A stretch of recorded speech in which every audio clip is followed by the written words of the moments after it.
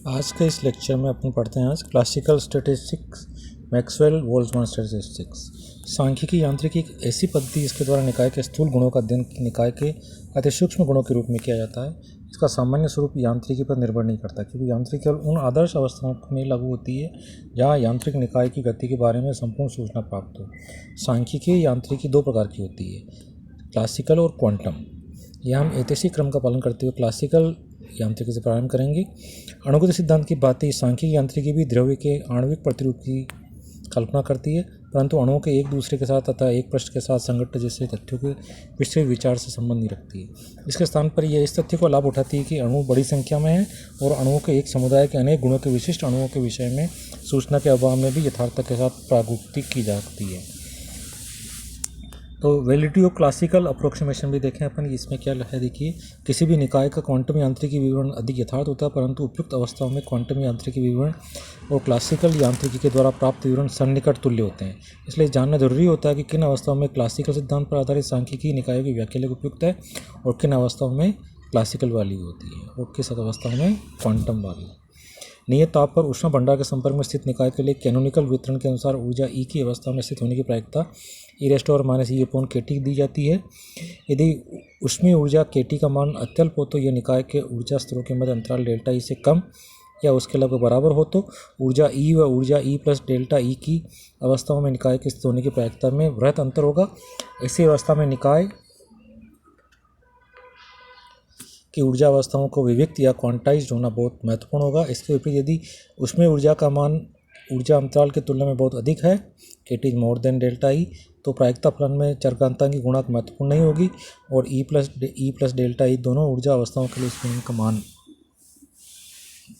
नगण्य होगा या 1 के बराबर होगा।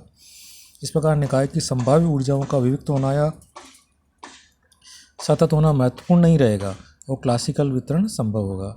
इसलिए इसके अतिरिक्त यदि किसी निकाय के लिए सिद्ध किया जा सके क्वांटम यांत्रिकी के प्रभाव महत्वहीन है तो चिरसम्मत सन्निकट वेद होगा। क्वांटम यांत्रिकी के अनुसार चिरसम्मत सिद्धांतों की वैधता पर मूल प्रतिबंध हाइजेनबर्ग के अनिश्चित सिद्धांत से प्राप्त होता है। इसके अनुसार स्थिति निर्देशांक q व संगत संवेग निर्देशांक p के एक साथ मापन में उनकी अनिश्चितताओं के परिमाण डेल्टा q व डेल्टा p का गुणनफल h क्रॉस से अधिक होता है, यानी h/2 से अधिक होता है, यानी delta q delta p more than h cross. लेकिन क्लासिकल सिद्धांत में किसी कण की स्थिति उसके संवेग का मापन संभव है। मान लीजिए संवेग p के किसी कण की स्थिति को हम व्याख्या करना चाहते हैं, तो माना कि उसकी पोजीशन s पर है और वो यदि दूरी s तय करता है तो s p is more than s cross हो जाएगा। तो इससे अपने को थोड़ा फाइंड आउट करें तो s is very more than lambda होगा, क्योंकि s क्रॉस अपॉन p की वैल्यू लैम्डा होती है, डी ब्रोग की वेवलेंथ। तो इस प्रकार क्वांटम प्रभाव नगण्य हो जाएंगे और न्यूनतम प्रयुक्त दूरियाँ s कणों की डी ब्रोगली तरंग की तुलना में बहुत अधिक होगी। इन अवस्थाओं में कणों का समग्र तरंग स्वरूप महत्वहीन होगा। तो संक्षेप में चिरसम्मत सन्निकटन वैध होगा यदि kT is more than delta E या s is more than lambda. इसके लिए अपन फेज स्पेस डिफाइन करते हैं। सांख्यिकी दृष्टिकोण से सरलतम तंत्र एक परमाणु गैस है।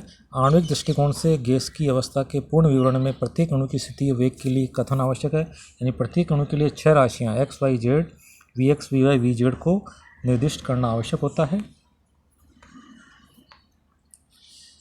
तो इस प्रकार से मैक्सवेल बोल्ट्जमैन डिस्ट्रीब्यूशन फंक्शन है। तो वेग स्पेस की कल्पना और वेग समष्टि में प्रत्येक अंक आयतन निरूपक बिंदुओं की संख्या की चर्चा करना सहायक सिद्ध होता है। इसलिए उपयुक्त 6 ही राशियों पर विचार करना चाहते हैं। अधिकांश ज्यामितीय भाषा प्रयुक्त करना सरल और लाभदायक होता है। तो इस प्रकार से अपन यदि यहाँ पर डिफाइन करते हैं, अपन कला निर्देशांक को आयतन के 60 विमीय अल्पांशों में विभाजित कर सकते हैं, जिनको संक्षिप्तता के लिए हम कोष्टिका सेल कहते हैं। इनकी भुजाएं dx dy dz dpx dpy dpz।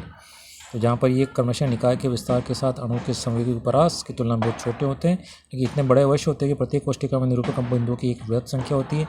इस कोष्टिका के आयतन को अथवा उपरोक्त 6 राशियों के गुणनफल को ऐसे निरूपित करते हैं कि इसके प्रत्येक अणु का कला निर्देशांक पे अपना एक निरूपक बिंदु होता है, जिसे कला बिंदु कहते हैं, फेस पॉइंट कहते हैं। यदि कोष्टिकाओं को 1 2 3 i से रिप्रेजेंट करें तो रो इज इक्वल टू ni/h कहलाएगा।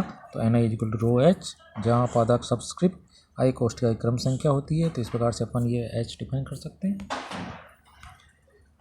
देखिए इस प्रकार से यदि delta q delta p i is more than s cross quantum सांख्यिकी ये कहती है तो कला आकाश में न्यूनतम आयतन यदि H0F दिया जाए, G कोष्ठिका की संख्या हो, 3 स्वतंत्र कोटि निकाय के लिए कोष्ठिका का आयतन H=G(H0) होगा। तो कला स्पेस की परिकल्पना को स्पष्ट करने के लिए हम एक विमीय आवर्ती दोलक की गति पर विचार करते हैं।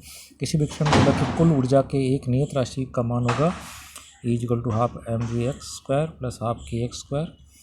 तो इसको अपन सोल्व करें, इस प्रकार से अपन दिखा सकते हैं इसको।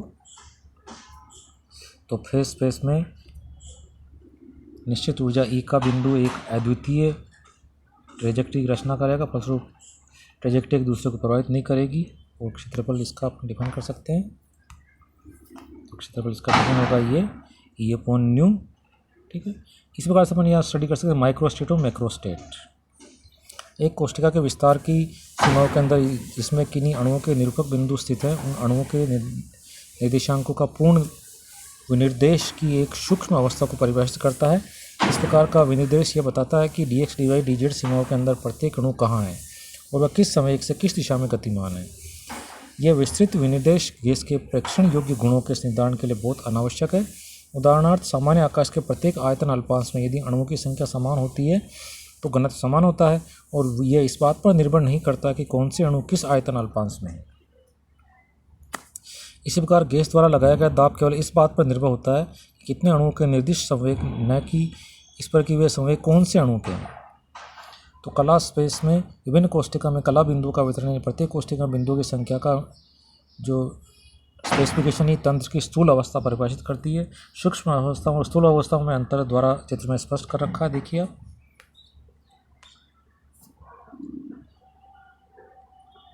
तो सब सूक्ष्म अवस्थाएं समान रूप से संभाव्य होती है। ठीक है, थैंक यू। आज इतने बहुत